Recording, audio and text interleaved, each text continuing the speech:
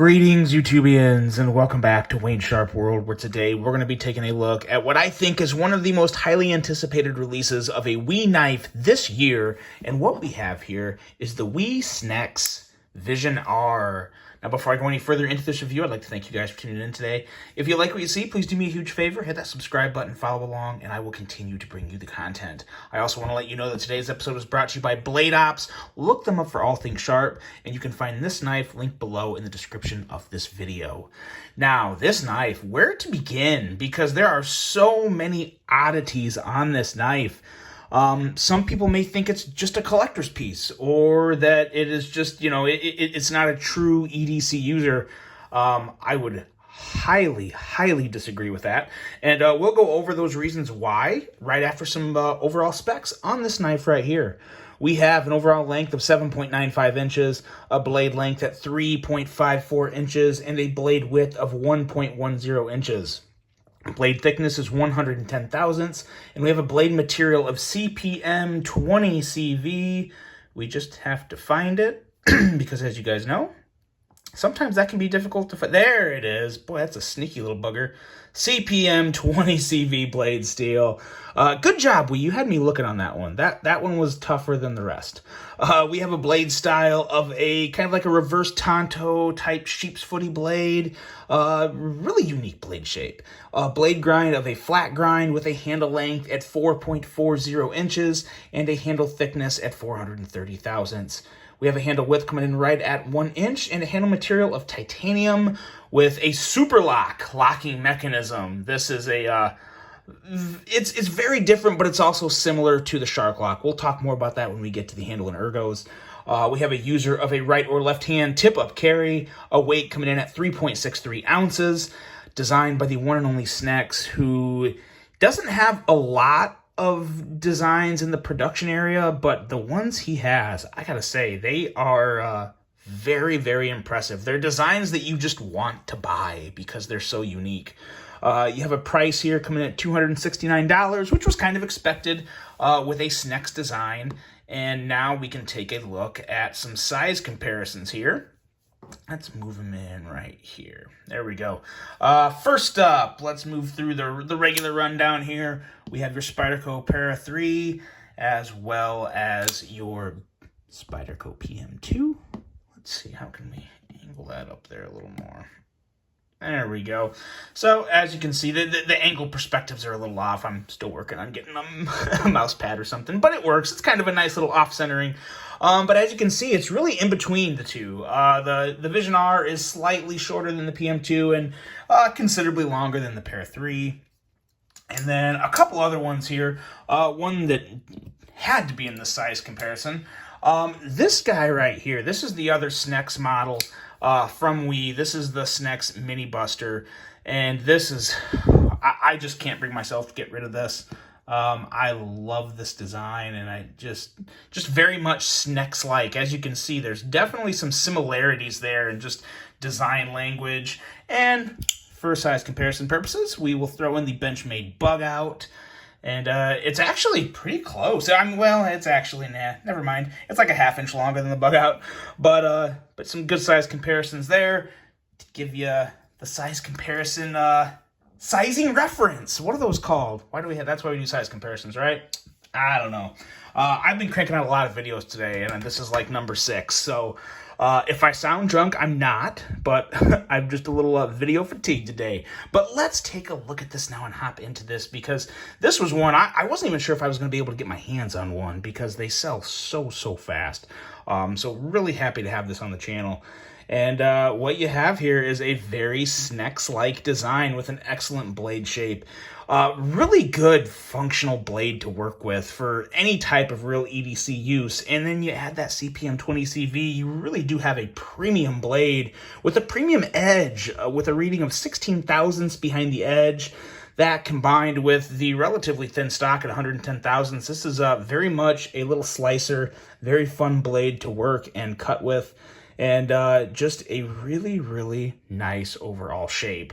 One thing I would like to have seen was a little jimping up around here, because it it just does kind of, I don't say it needs it or requires it, but since you have this nice choilish area here that is very inviting and very nice to use, that jimping would give you a good little pinch area there, which I would really like. I understand how adding jimping there may take away from the overall aesthetics or the lines going on in the knife, but when it comes to something like this, it's such a good combination of beauty and versatility and functionality. I would like to see some jimping up there because this really could be a true user. So a little jimping up there would have been very much appreciated. But then you have the cutout here, which is very nice and spaced very well on the knife to where I think just about anyone can get their finger in there and flip that blade out. And that's really all there is to this blade. I mean, you can see there's some slight differences in terms of like the angle. So there's a grind coming up here, which you can see on this line. And then there's kind of like a little secondary like grind changing in direction just a little, but they've bead blasted all of it, which is kind of interesting because it gives it a unique little like layered look. So this area here, I don't think will play much of a difference at all in terms of like, you know, cutting geometry and whatnot, but it's more just aesthetic, but it does look pretty good. Now going into the handle and ergos, that's where this thing obviously is. I mean, the blade is unique and it looks good, but the handle is just an oddity, right? You got so many things going on here. First of all, we will tackle just the overall aesthetics, which I think are really cool. I've never been a big fan of speed holes. I still can't say I love them. I feel like some other type of design here other than speed holes would have worked a little better. Maybe something that would play with the shape of the cutout on the blade, but it still looks decent. I mean, there's a lot of people out there that would really like this. And I don't dislike it. I can't say I love it, but I also like the way it plays with you have the two smaller ones just to kind of see everything. And I believe, no, you can't, but you can just kind of see right up here. It gives you a window of the lock, the actual lock of the blade, which is really cool. And it helps you get a better understanding of how this lock works. So while we're touching on that, let's look at how this lock works. So obviously you have this piece of steel here that comes in and goes down in there. Pretty easy to get a visual of what that looks like even behind that. And it locks on the blade right here. The bottom part here is the blade, top is the lock. And if you look back here, you can see up in the middle there's a spring above this, right back here. There's that spring. You see the sides of the spring there? So there's your spring. And you can see it compress as you push the lock back. And when you push the lock back, it breaks the lock and the blade closes. So very much like the Shark Lock, not exactly the same, but same concept overall, I think. But it works well. It works really well. It provides a very strong lock. I have no concern whatsoever of this lock breaking on me. The only drawback with this style of lock is the same drawback you have with the 80-20.5. It can be, for some people, I think it's going to be a little hot spot, especially if you fidget with your knives, because you can easily fidget with this, and it's very fun to fidget with. High fidget factor, just like the 80-20.5. But that can wear a little on your index finger. Is it enough to make you not want to buy it? That is very much a personal opinion, personal preference. Myself, no.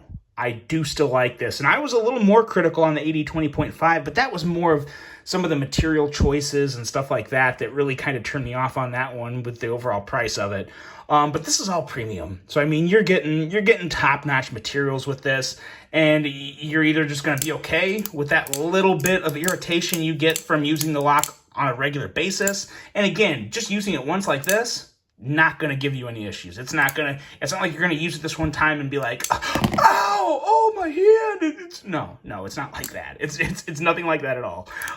Very easy to use, but if you are a high fidgeter and you're going to constantly be doing this, you will start to feel a little bit of fatigue from this area here, but I don't think that's a surprise to anyone, but I obviously had to include this in the review.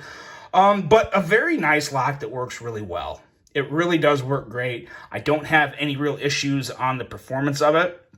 And then you get to this guy back here, this pocket clip. And this, I had more suspicion about this area here than this lock. And this is kind of my determination of my overall thoughts of a clip on the spine like this, because while I don't hate the idea, it's actually a super clever idea. It really comes down to what pants or shorts you're wearing when you carry this knife. Because if you're wearing basketball shorts or slacks, or if you're a girl wearing this, and I feel like sometimes girls' jeans are a little thinner, stretchier material, the lighter the material, the thinner the material, the easier this is going to carry.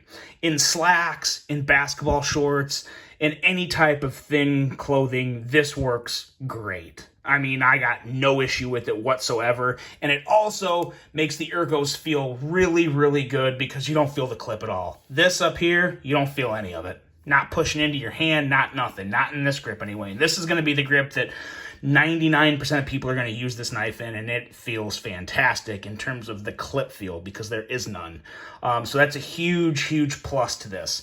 Also worth noting, I really like how the Super Lock stays out of the way of the ergos. It's much like the Shark Lock, to where it's behind your finger, to where you're not landing your finger right here and pressing on the point. Very much ahead of the Super Lock, and it feels really good in hand. So in terms of ergos for something like in those purposes, it's fantastic. Where you're going to have some issues with this clip is if you're a guy and you wear a thicker type of jeans like Dickies or anything that has that more rugged feel to it. That's going to be, I personally wouldn't want to carry this knife in pants like that. That's just my opinion, because it's a little too stiff. It's a little too stiff for this clip. So yeah. So I mean, take that for what it's worth. But depending on what pants you wear, like I said, if you're an office guy and you're wearing slacks every day, you're good to go on this, and you probably really like the way this clip works. But if you're a construction worker and you wear Dickies or thick jeans, you probably wouldn't want to carry this in jeans that thick. So that's all I have to say about that. But I do like the way it looks. I do like the idea of it. It may not be for everybody, but I think it works great on this knife. We'll put it that way.